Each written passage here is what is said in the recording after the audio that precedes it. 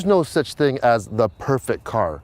But what do I look for? Well, I want a little bit of everything. I want my cake and I want to eat it too. I want performance, I want luxury, I want convenience and practicality. This is the new BMW 435i Grand Coupe, or Coupe if you want to call it. And today we're going to find out if this is the perfect car.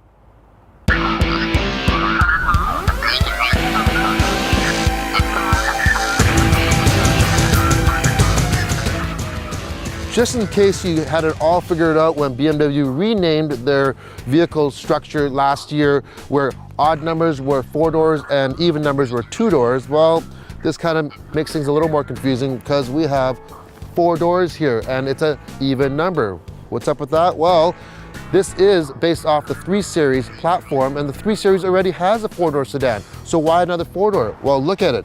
It's completely different looking. It's longer, it's wider, and it's lower.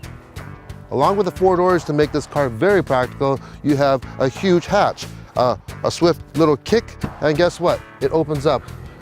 We saw that on the Ford Escape when it first came out, and Mercedes started using it, and now BMW. I love that feature. You can do the same thing to close it as well. The BMW interiors are very similar along all their lines, and this 435i is no different. The fit and finish, very good quality materials, soft touch materials all around. You have your choice of different finishes and different trims here. For your infotainment system, they have went to a widescreen, it's a permanent kind of display on the top there. Like other BMWs now, your iDrive button also doubles as a kind of a tablet writing surface here. You can just type in or scribble in the letters if you're putting in navigation, or even different language packages. Like for instance, for Asian languages, you can put in the character and it'll recognize it in the navigation. This one's equipped with a Harman Kardon stereo. It's a very good sounding stereo. I've enjoyed them in all the BMWs I've driven.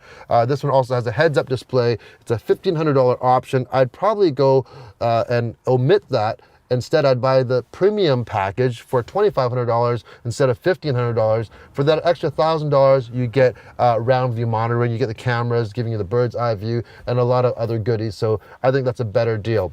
All in all, the interior provides great functionality. Everything's at hand. Once you drive it for a couple days, you get to know where everything is, and it's very simplistic, which I do like. If you like that clean look, this is the interior for you. Now, here's where the practicality comes in. You got 4 doors. Easy to get in and out of for your rear passengers. If you're a small family, you could easily put car seats in here, a lot better than trying to do that with a 2-door. As for the leg room, pretty decent. The front seat's pretty far back right now. I can't touch my knees to the back of it. Headroom is a little bit limited if you're a little bit taller. And that's due to the shape of the roof, where they kind of shaved it down to give you that coupe-like appearance. There are 3 seat belts, but the middle one, I don't know who would ever sit there. And like I said, it's decent amount of room, but it's not a huge area. If you were a real estate agent needing to bring clients around or something like that, I'd say this is a little bit small for them. One small pet peeve of mine, but I don't think there's anything you can do about it, is because of the slope of the roof and the size and shape of the car itself and the rear doors, the rear windows, they don't go down all the way. There are 2 power plants on the 4 Series Grand Coupe.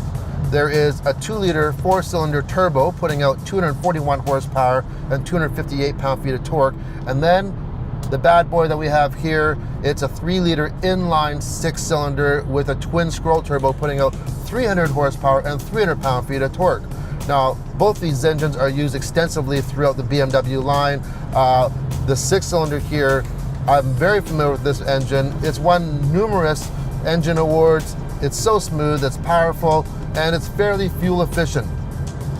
One thing that we don't get here in Canada or the United States is a diesel option, which is available in Europe.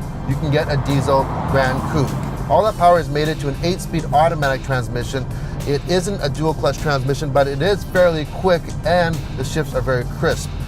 One other thing that's not available in North America is a manual transmission option though.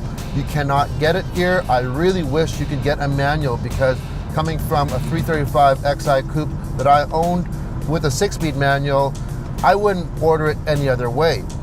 This vehicle is also equipped with xDrive, which is their all-wheel drive system.